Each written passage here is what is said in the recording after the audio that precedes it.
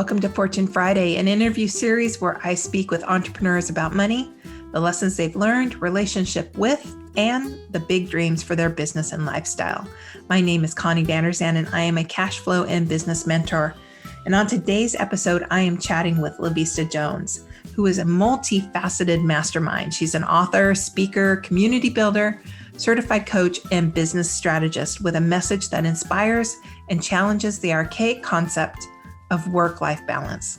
LaVista is the founder and CBB, and for those that don't know what that is, that's the Chief Boss Babe of 31 Marketplace, an agency that blends business systems and self-care, making both simple, sustainable, and efficient. While mainstream promotes a stringent definition of self-care to the masses, LaVista embodies a refreshing perspective where the self and self-care takes center stage. Through her role as a wife, mom, and entrepreneur, LaVista knows firsthand that the challenges and stresses of everyday life can disrupt your peace, drain your energy, and impact your health. As a self-care practitioner and coach, LaVista works with women across all walks of life to help them tap into the power and benefits of personalized self-care. And she believes that self-care doesn't have to be complicated or expensive, but it does have to be intentional. Although she is a proud native of Ohio, she is currently residing in Arizona, and she experiences a great joy doing life with her favorite guys, her college sweetheart and husband Stuart, their son, publicly known as the Cub, and their Mastiff fur baby, Bulldozer.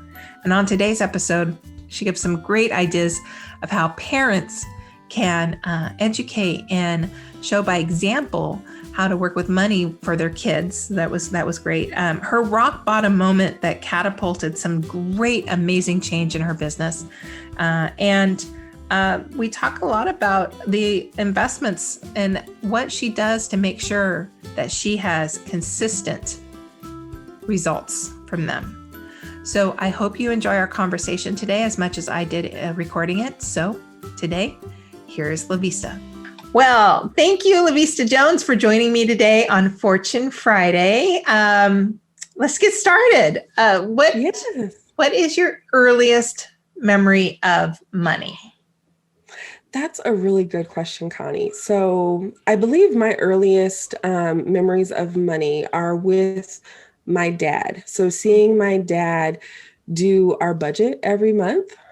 He had like this little spiral bound notebook that he would do it in quarters. So he would have like little columns that he would draw and all the things that needed to be paid. And when he was doing that, he made sure that I was present at the kitchen table, and we would go through and like write the numbers down, like what needed to be paid, what had gotten paid, those kind of things.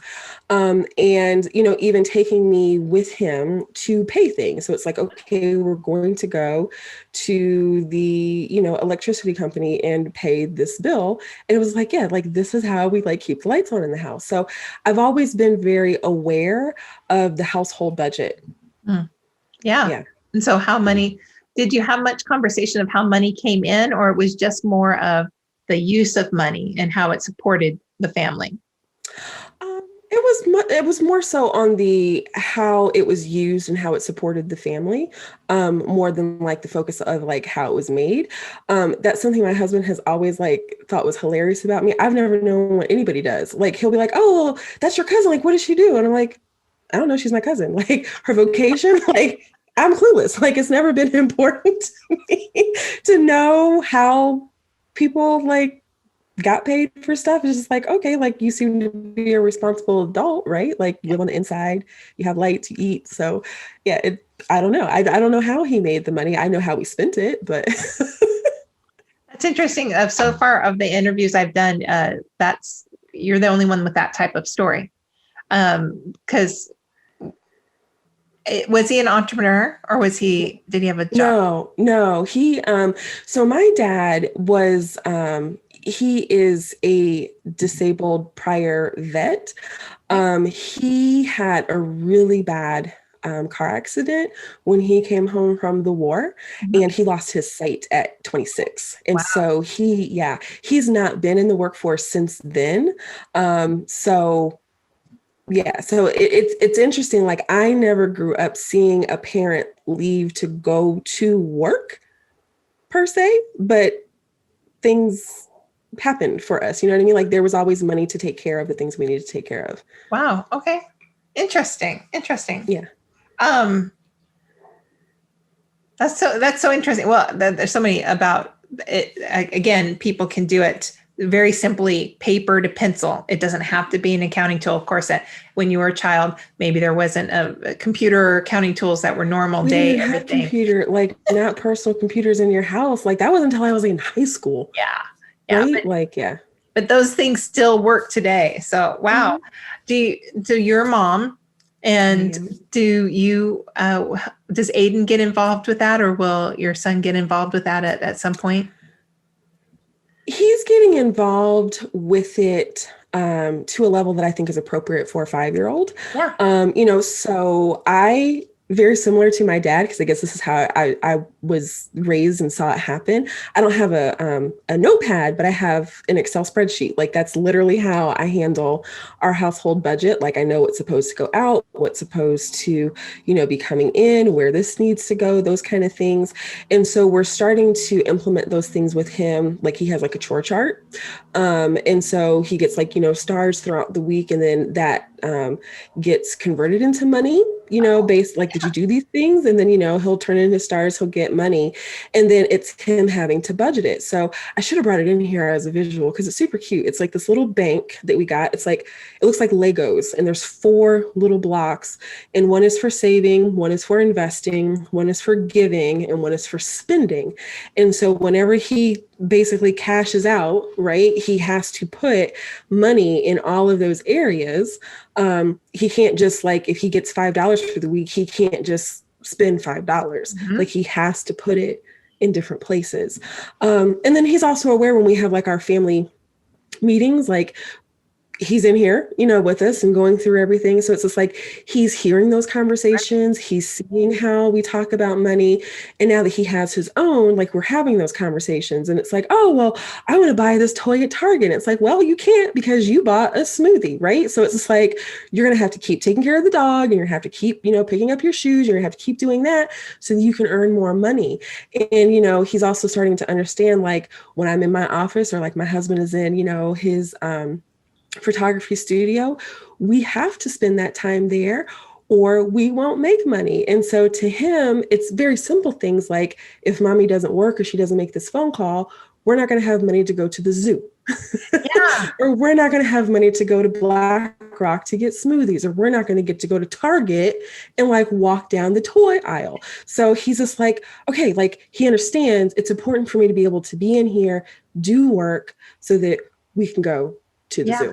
It's a lovely balance and a lovely takeaway for kids, for parents too. And I think even aunts and uncles could include or have more conversations. We had one interview where the uncle took a very active role in teaching their nieces and nephews about investing in money and things. So I think that's great. I wish my parents had more conversations around money, that it wasn't something that was shameful to talk about or only done behind closed doors. So that's a great experience. He's going to be so lucky, and I can't wait to see what he creates as he gets older.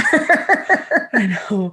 I'm just watching like, okay, I'm just like, okay. Well, awesome. So from that, from that experience growing up, did you love numbers or dislike numbers?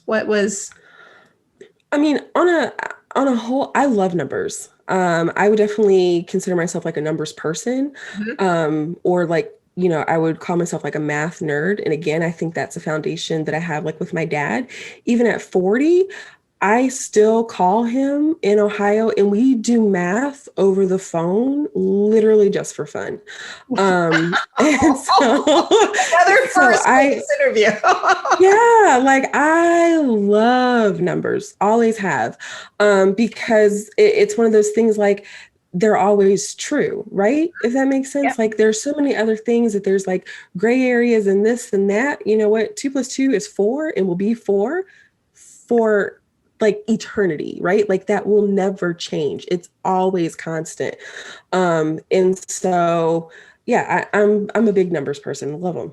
I love that. Yeah, because that's the thing is, I think people have taken money and numbers and often combined them together, and so we get a lot of shame around knowing our numbers. But really, that is the black and white. It's how we keep score. And I was saying to somebody this week is accounting. So the tracking of the numbers is the language of business. And so not everyone is fluent in that language. So it's like any other language you would learn, like if you were going to learn Spanish or French, is that immersion in it, and that you have to learn a new way of thinking and using your words. And it's accounting's the same way. So I love that you and your dad do math for fun though.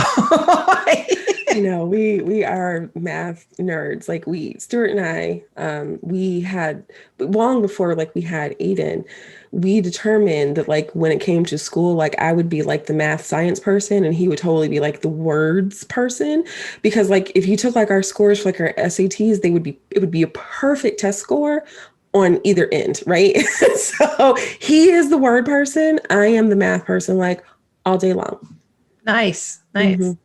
So the other question I like to ask is just to show people like businesses aren't just all glitz and glam and magical.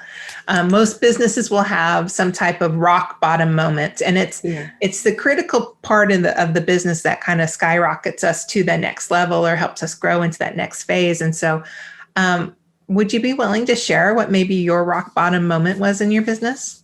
Yeah. Okay. So, because we definitely had one. So we were brand new parents. So Aiden, I don't even think he was a year old yet.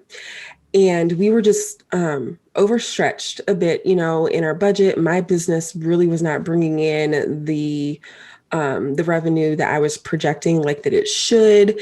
And I remember one month, it was right before his first birthday.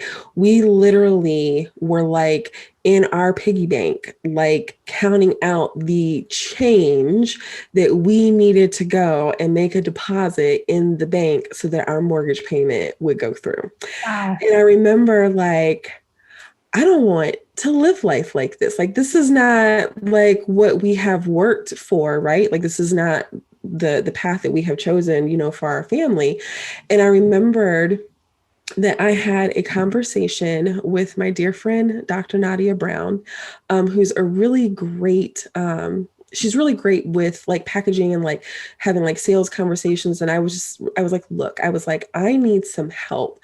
I said, because it's either I figure this out and hit the revenue numbers that I need and want, or I'm going back to my corporate life, because at least then I will have the security of my salary. Mm-hmm. And so working with her, one of the things that I realized is that the thing I was doing in the business was a complete mismatch of like what I wanted to do. And so then I felt conflicted asking for the money that I really deserved, right, to like be making, because it was like I didn't see the value in the thing that I was actually doing. And so we just had like a really honest conversation. It's just like, well, why are you continuing to do this? Like, why are you offering this? And I'm like, well, I'm good at it. And I feel like this is like what people expect me to do, because my business, it started out initially as like a VA firm. Mm-hmm. I was like, but I don't want to do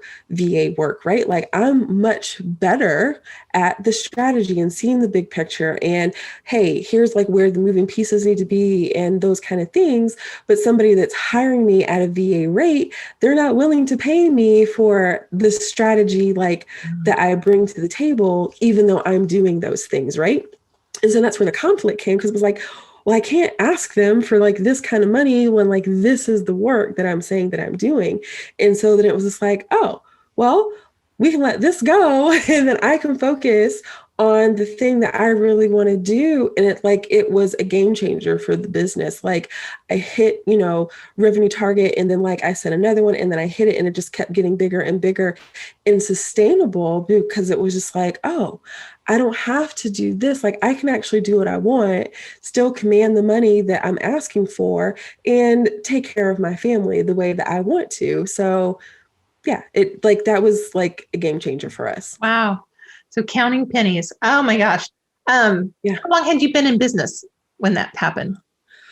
Well, it's an interesting story. It's not like simple, right? Like I started the business in '05, but I took a bit of a sabbatical, if you want to say, and I took a corporate position for about 7 years. And so I relaunched my business in 2014, 2 months after, I had resigned, found out that I was pregnant. We bought this house. So it's like all this stuff had changed. So I was about a year into my relaunch. And when I relaunched, I went back to the same kind of clientele From that I 2005.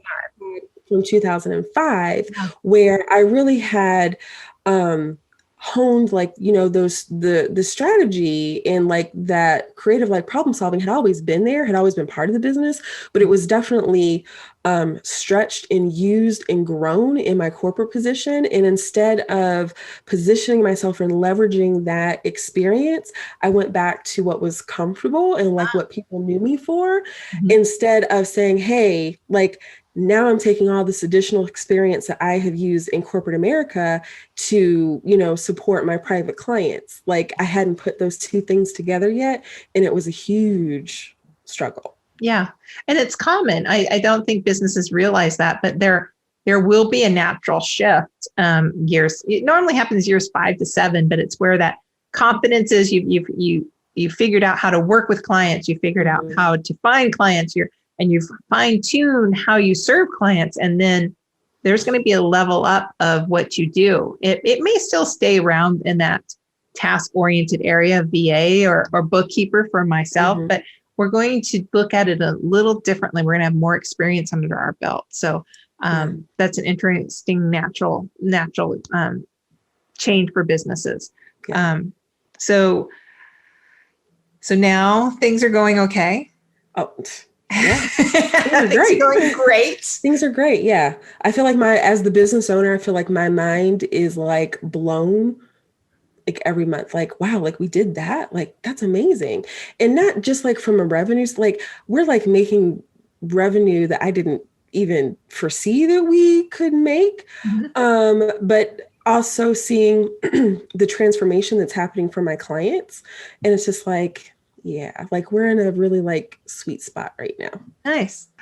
We had a small conversation before we started about, was there an investment you had made that, because some business owners, when they talk about investments, because we'll make a coach investment, like to learn how to do that pivot, to learn how to make that jump, we'll hire a coach. And some business owners feel that that's not a good investment and stuff. But we had an interesting conversation that every investment you've made,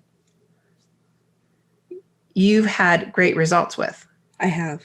Yeah. I have. So how did you get that great results? Well, one, sorry. That's okay, because you don't want to talk about it. My goodness. So one, I'm an observer by just nature. Got it. It's, I quietly observe everything.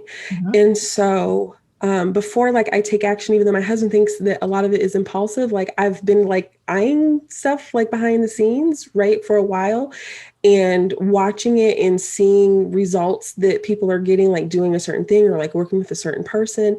And as I've gotten older, I have learned to trust my gut, right? So it's like if my intuition is saying like, I need to do this, or I need to work with this person, even if it doesn't quite make sense, like in the natural, like, well, how am I actually going to fit that in the budget? How am I going to do this? And it's just like, I don't know, but I know that I'm supposed to work with this person. And so I have listened to that intuition tell me like, you need to work with this coach. You need to do this thing. Like, this is this next step that you need to take. And even though some of those decisions have been like super scary for me to do, I've done them.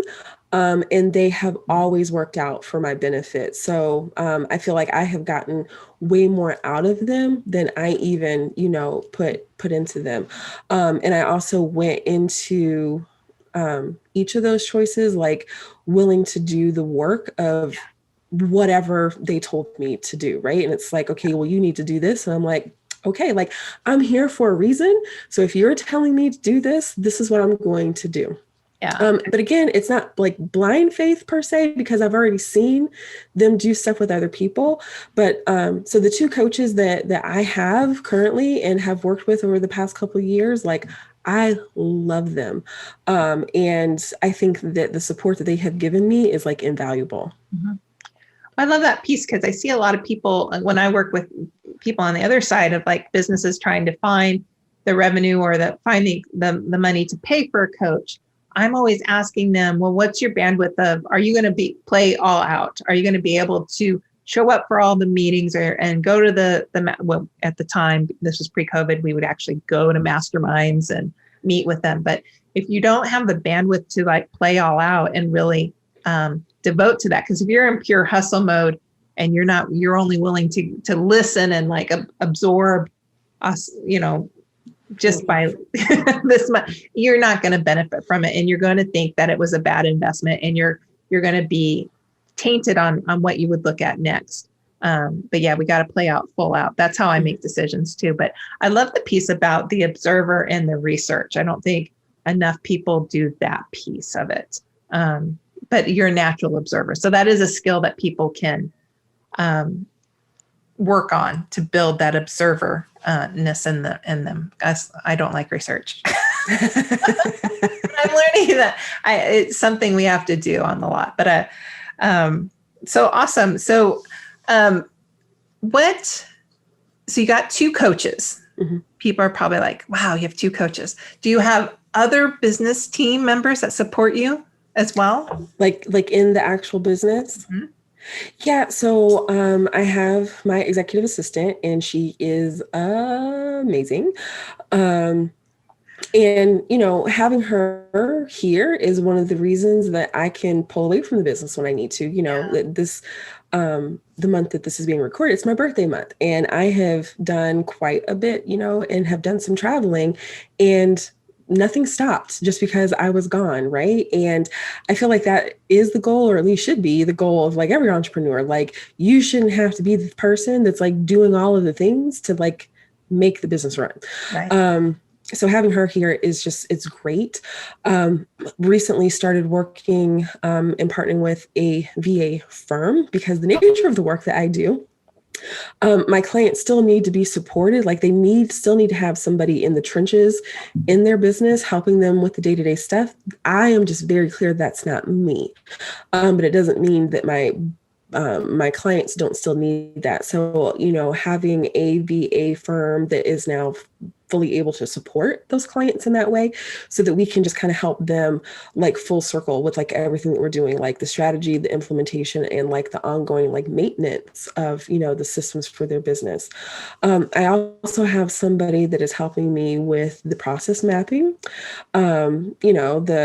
She was a prior corporate connection. I hired her to work for me when I was still in corporate America. And so it's like, I've seen her in action, and it's just like, if there is someone that is close to being able to look at a process in the way that I do and see the gaps and see how things need to be, it's her. Yeah. And so bringing her onto the team has been, it's been a godsend because I'm not the only one that has to do the thinking, right? Like, how does this go together? Like, what are the gaps here? Like, what do we need to do? Like, what do we need to streamline? And it's not that I have found like a mini me, but I have found somebody that understands the way that I think and thinks the same way, like in a similar way. And it's just like, yeah, like that, it's been great to somewhat duplicate myself, in the business as well. And the next person, she's not in the business, but I call her my business bestie and sometimes bully. And so we meet every other week. We have a standing meeting, and we have for the last 2 years at least, where when we have like an idea, like we bring that to each other and it's like, oh my God, like that's amazing. You should totally run with it. Or we both have given each other permission to be like, oh, okay, that's stupid. Like, do not do that. Like, that has got to be the dumbest idea that you have like come up with. Like, don't do that. And I'm going to give you like, a clean slate to even think that, you didn't even bring that idea like up, because like, don't do that. And we're okay with telling each other that, right? And I think the whole permission piece is super important. We've given each other permission to be free and honest with one another. And so it's like we're each other's like biggest cheerleaders, but we will also hold each other, each other's feet to the fire. Like, oh, how's that such and such going? Yeah. Oh, you're not doing it yet? Oh, okay. Yeah. Yeah. I think that's really great. Now, some businesses are going to think of it if they're still in startup phase. Wow, that's a lot of people. It took you a while to get to that phase. Yeah. So it was just you, then you hired a coach, and then your executive assistant came on board. Your business bestie probably came on board around that time as well, maybe. And then you've added since then. But a little after, yeah. Yeah. Yeah. Yeah. So yeah, it's not like I, started, 31 Marketplace on Monday and had all these people in place by Wednesday, right? Because, I did the relaunch back in 2014, and I think I did everything completely by myself until 2018. Okay. And that's when I first worked with my first coach and got some clarity, and it was like, all right, then came the assistant, and then seeing an additional need that I had in the business, worked with my second coach, and like I still work with them both together. Yeah. And then it wasn't until really 2020 that the VA firm and the other process mapper came on board. So it's been like a steady kind of like a growth with the business, definitely like not all at one time. Yeah. Yeah, but I like your business bestie too, because early when I started my business, I thought I could use my husband as that sounding board, and it's just not the same thing. And so having somebody else that's a business owner, because most of my friends at the time weren't business owners, so that didn't work either. But you need somebody to run ideas by mastermind, accountability group, something like that. So those are easy to pull together. Absolutely. Yeah. Cool. Yeah. Awesome. Well, tell me, I always like to end our interviews on an inspiration or a gratitude about your business or how money is supporting your lifestyle. What do you have for us today? Nothing?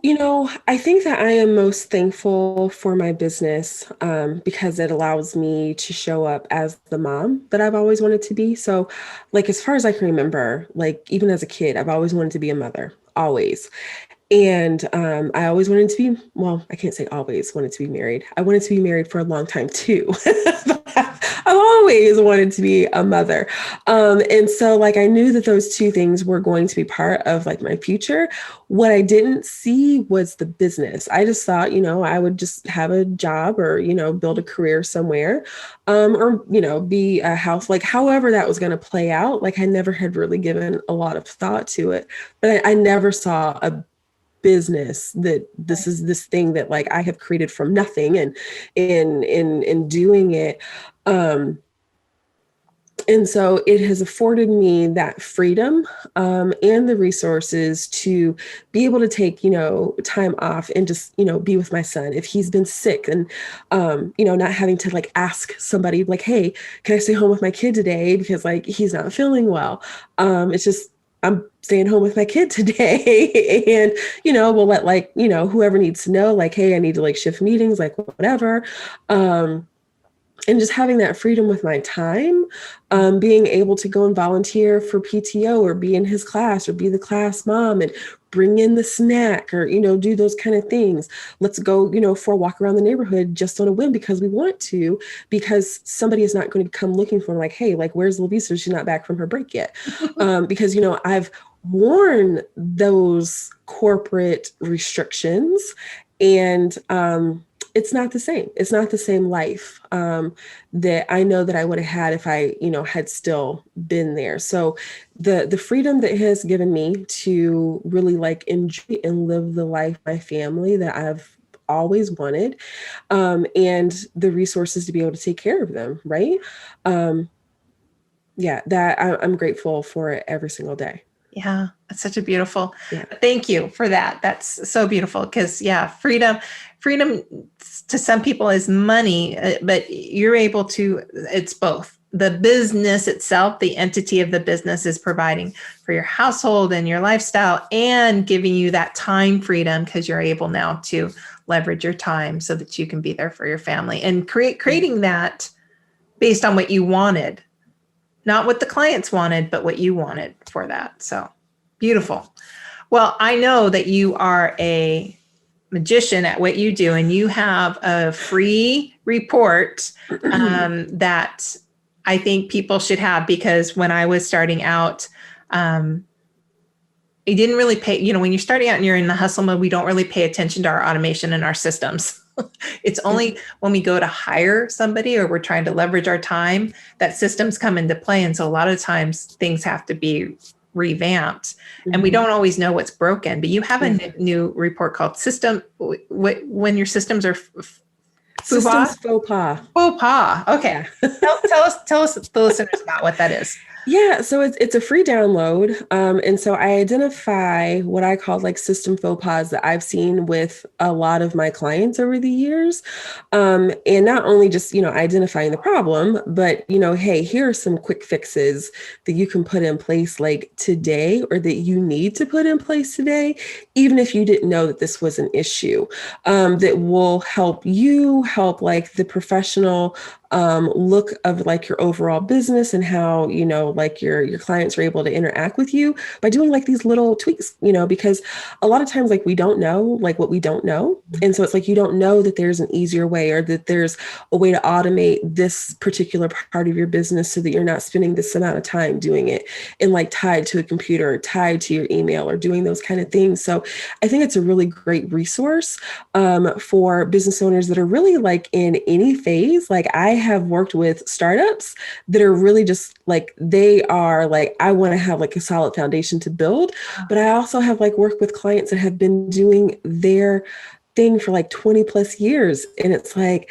stuff is kind of like secretly a hot mess. And they've been working that way for a couple of decades. And it's like, I feel like I should probably get some help. And it's like, all right, let's figure this out, right? Like no judgment, because like I have been a hot mess myself. So it's like, I've been there and I know, and let me help you figure this stuff out. So yeah, download the Systems faux pas.